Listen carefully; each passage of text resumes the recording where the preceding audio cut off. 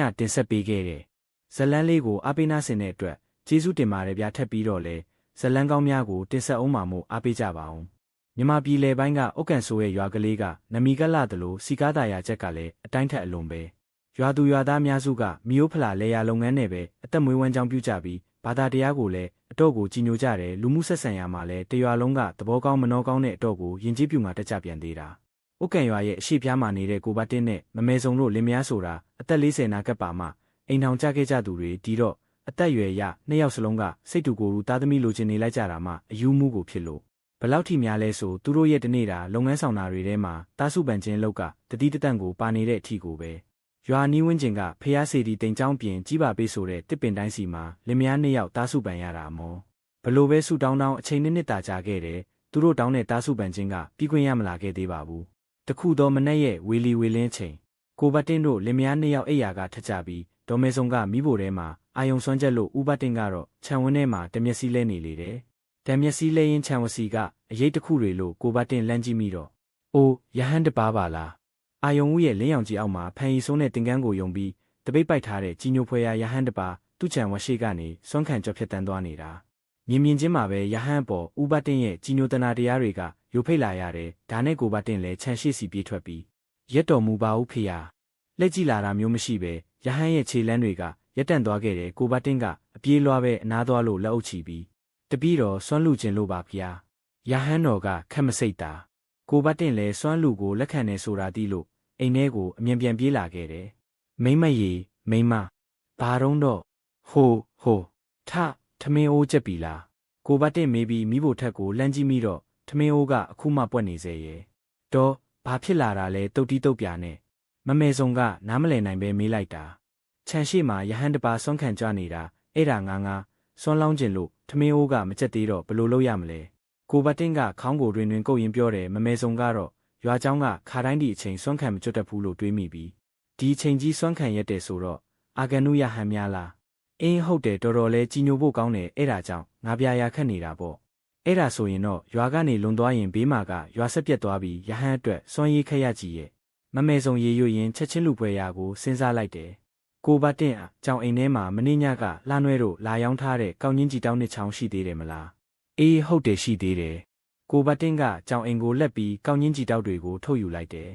အာဂန်နုရဟန်းဆိုရင်တော့ဖူးရခဲ့တဲ့ကျုပ်လဲလိုက်မယ်တော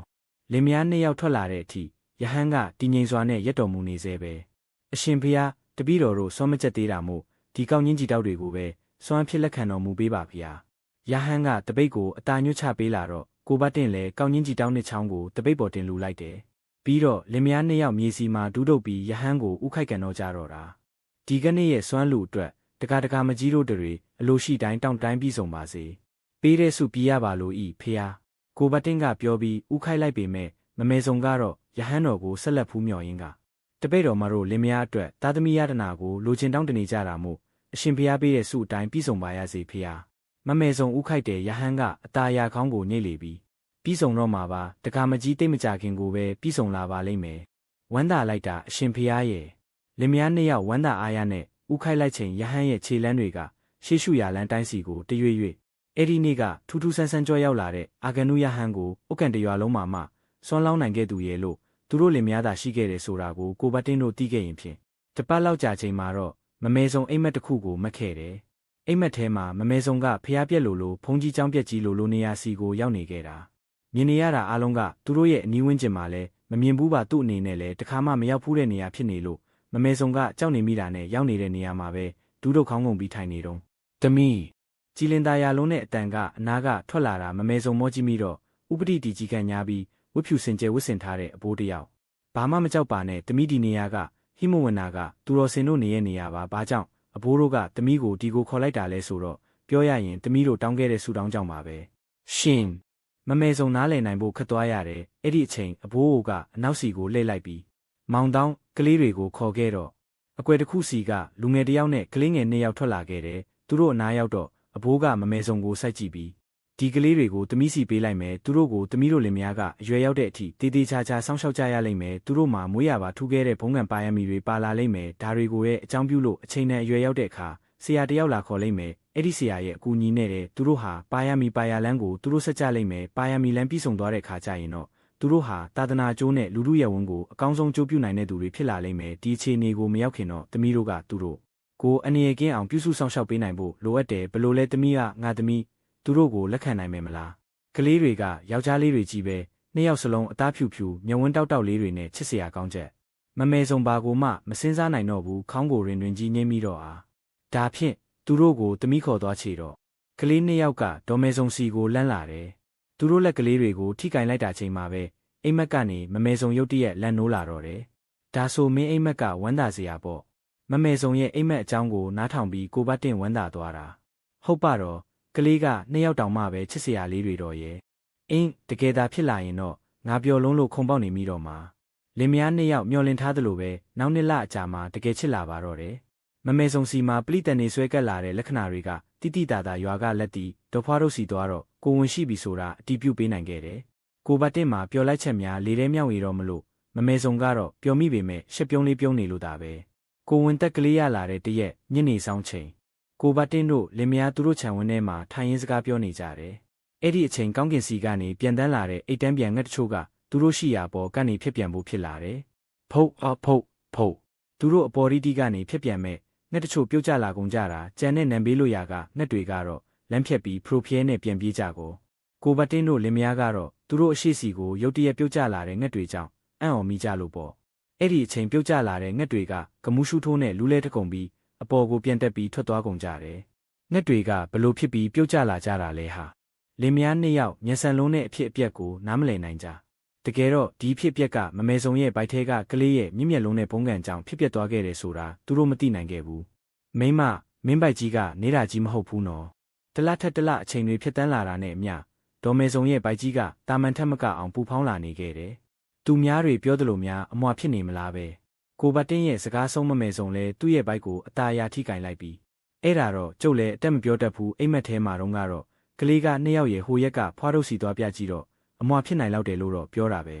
ကိုဘတ်တင်မျက်နှာဝင်းပတ်သွားတယ်သူတို့လင်မယားကလေးလိုချင်လုံးခဲ့တာအတော်ကြာခဲ့ပြီလိုချင်လုံးလို့လည်းအများပြောသမျှနေလန်းတွေကိုလိုက်လို့ယုံတင်မကစုပန်လို့ရတယ်ဆိုတဲ့နေရာတိုင်းစီမှာလဲစုပန်ခဲ့ရတာမောဘလောက်ထိများလဲဆိုအများကသူတို့လင်မယားကိုယူနေပြီလို့တောင်သမုတ်တဲ့အထိပဲနောက်ဆုံးကလေးမရနိုင်တော့ဘူးလို့စိတ်ရော့မယ်ဆိုကကြားမှကန်ကောင်းပြီးမဲဆုံစီမှာကိုဝင်ရှိလာခဲ့တာအခုအများတကာရဲ့နိမိတ်ဖက်ပုံပြင်မြင့်မြင့်ရမှာလဲမဲဆုံရဲ့ဘိုက်ကအမွာဖြစ်ဖို့များနေတယ်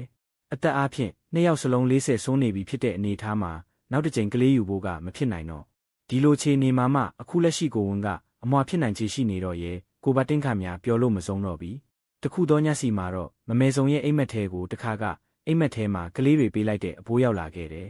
သမီးရှေ့လျှောက်ကလေးတွေရဲ့ပလိတန်နေကြောင်းသမီးတို့မိသားစုကိုပျက်စီးကြောင်းကြံစီလာမဲ့သူတွေရှိနေတယ်ဒါကြောင့်ဒီဆောင်လေးတွေကိုသမီးတို့လင်မယားစီမှာမပြောက်ရှအောင်အမြဲဆောင်ထားပေးပါပြီးရင်လင်မယားနှစ်ယောက်စလုံးနေစဉ်မေတ္တာတုတ်ကိုစိတ်တကြိမ်ရွတ်ဆိုပါသမီးတို့လင်မယားကလေးတွေကိုအကောင်းဆုံးစောင့်ရှောက်နိုင်ပါစေအဖိုးကလိုရင်းကိုပြောပြီးရုတ်တရက်ကွယ်ပြောက်သွားတယ်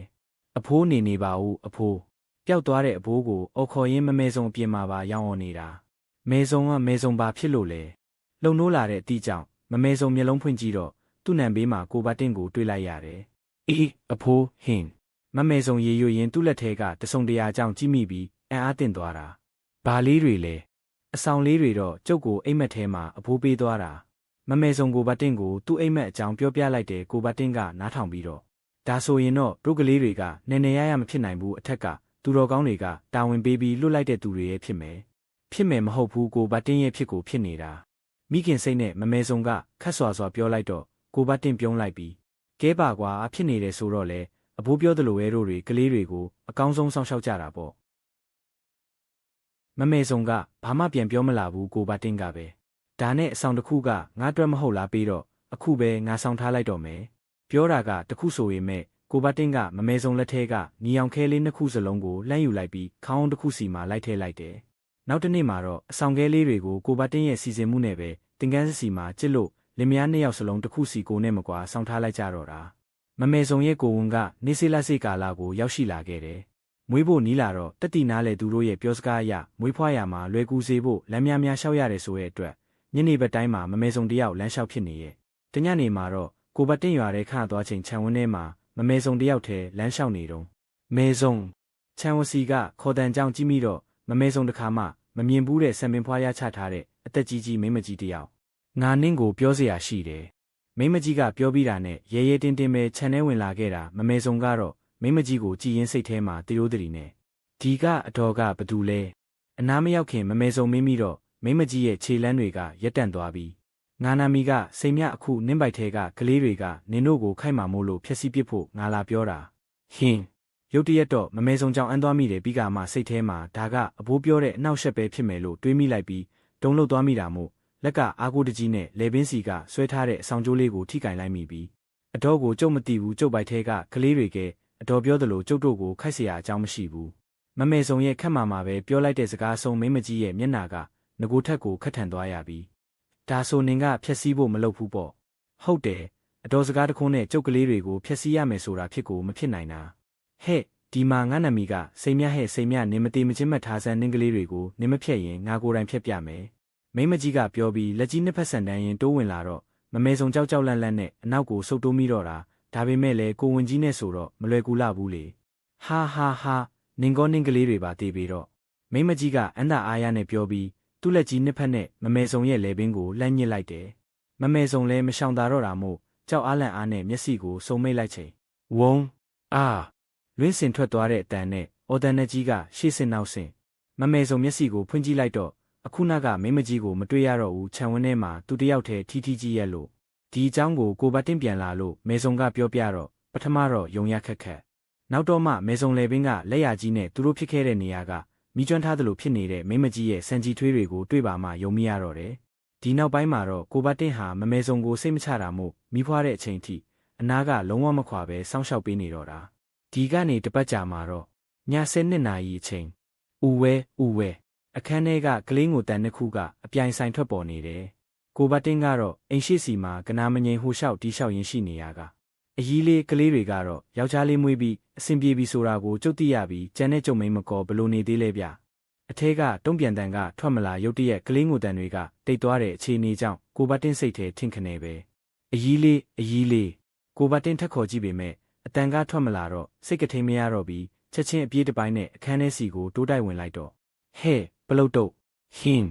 အခန်းထဲကမြင်ရတဲ့မြင်ကွင်းကကိုဘတ်တင်းထင်တယ်လို့မဟုတ်လုံးဝဆန့်ကျင်ဘက်မေစုံကကလေးနှစ်ယောက်ကိုတစ်ဖက်တစ်ချက်ထားပြီးနှုတ်တိုက်ဖို့ကြိုးစားနေတာကိုအကြီးဖွားတို့ကကူညီပေးနေတာကိုဘတ်တင်းရဲ့မျက်နှာပြုံးသွားရတယ်ဘတ်တင်းရဲ့နင်ကလည်းအတန်မပေးပါမပေးနဲ့ငါရောမေစုံမှလန်သွားရတာပဲအကြီးဖွားတို့ကသူ့ထုံးစံအတိုင်းပစ္စည်းပြောတော့ကိုဘတ်တင်းတို့မချီသွားဖျဲလို့မိရင်ကျုပ်ကအကြီးကိုခေါ်နေတာအကြီးကဘာမှပြန်မပြောလာတော့ကျုပ်စိတ်ပူပြီးအကြီးကဲခုမှတော့ပူမနေနဲ့တော့မင်းကလေးတွေကမင်းမိမပါကျမ်းမာတာမှတောင်းမီလို့ဒါဖြင့်ကျုပ်ဟိုအပြင်ကိုဘတ်တင်းကအထစ်ငေါပြောပြီးအခန်းပြင်ကိုပြန်ထွက်ဖို့လုပ်နေလိုက်တာအခုမှတော့လုံးမနေပါနဲ့တော့ယောက်ျားသားမိနေကမ်းမဝင်ရဘူးဆိုရင်မင်းကအထဲတောင်ရောက်ပြီးနေမှပဲဘာမှမထူးတော့ဘူးတော့ကိုကလေးတွေနဲ့မိမကိုအားသွားပေးလိုက်အောင်ကျုပ်အပြင်ဘက်ထွက်ပြီးရေနွေးလေးပါလေးတောက်လိုက်ဦးမယ်ကိုဘတ်တင်းမျက်နှာမထားတတ်ပဲစက်တိဆက်ဖြစ်နေရတယ်အကြီးဖွားတို့အခန်းပြင်ကိုထွက်သွားတော့မေစုံတို့သာမိနာကိုအတာကက်မိလိုက်ပြီးမေစုံအစင်ပြေရဲ့လားကလေးတွေကဘလို့နေလဲမေစုံကပင်ပန်းနွမ်းလာနေတဲ့ကြားကကိုဘတ်တင်းကိုကြည့်လိုက်ပြီးနောက်နှုတ်ခမ်းကိုဆူလိုက်က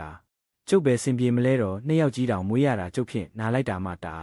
ကိုဘတ်တင်းမေစုံကိုအာနာမိသလိုတနာမိသွားသလိုခံစားလိုက်ရပြီးရုတ်တရက်ပါပြန်ပြောရမယ်မသိဘူးဖြစ်သွားရတယ်ဒါပေမဲ့နှုတ်ခမ်းဆူနေတဲ့မေစုံကကလေးတွေကိုကြည့်လိုက်တော့ချက်ချင်းပြုံးသွားပြီးကျုပ်သားတွေကတော့ဒီမဲကြီးလေးပြေးလိုက်သမှပြေတောင်နေသေးဒီမဲကြီးအကြီးလေးကဆိုအိတ်တောင်ပျော်နေပြီညာဘက်ကအိတ်ပျော်နေတဲ့ကလေးကိုမေစုံကအကြီးလေးလို့ပြောတော့ဘယ်ဘက်ကကလေးကအငယ်ဆိုတာအလိုနေရင်ကိုဘတ်တင်းတည်သွားရတယ်အကြီးလေးကအိတ်သွားပေမဲ့အငယ်လေးကတော့မျက်လုံးကိုပြူးနေအောင်ဖွင့်ပြီးသူ့အမေတို့ကိုတဲမဲဆိုနေစေတောက်ငါသားတွေများချောလိုက်တာကွာသားနှစ်ယောက်ကိုတစိမ့်စိုက်ကြည့်ရင်ကိုဘတ်တင်းရေရွမိတာဒါကိုမမေစုံကမျက်စောင်းတစ်ချက်အသာအရာထိုးလိုက်ပြီးတော့ချောမှာပေါ့တော့ကျုပ်သားတွေကသူတော်စင်တွေနေတဲ့ဟိမဝနာကလာတာကိုတော့စကားဆုံးမှာတော့မေစုံကိုဘတ်တင်းပါပြိုင်တူပြုံးမိလိုက်တော့တယ်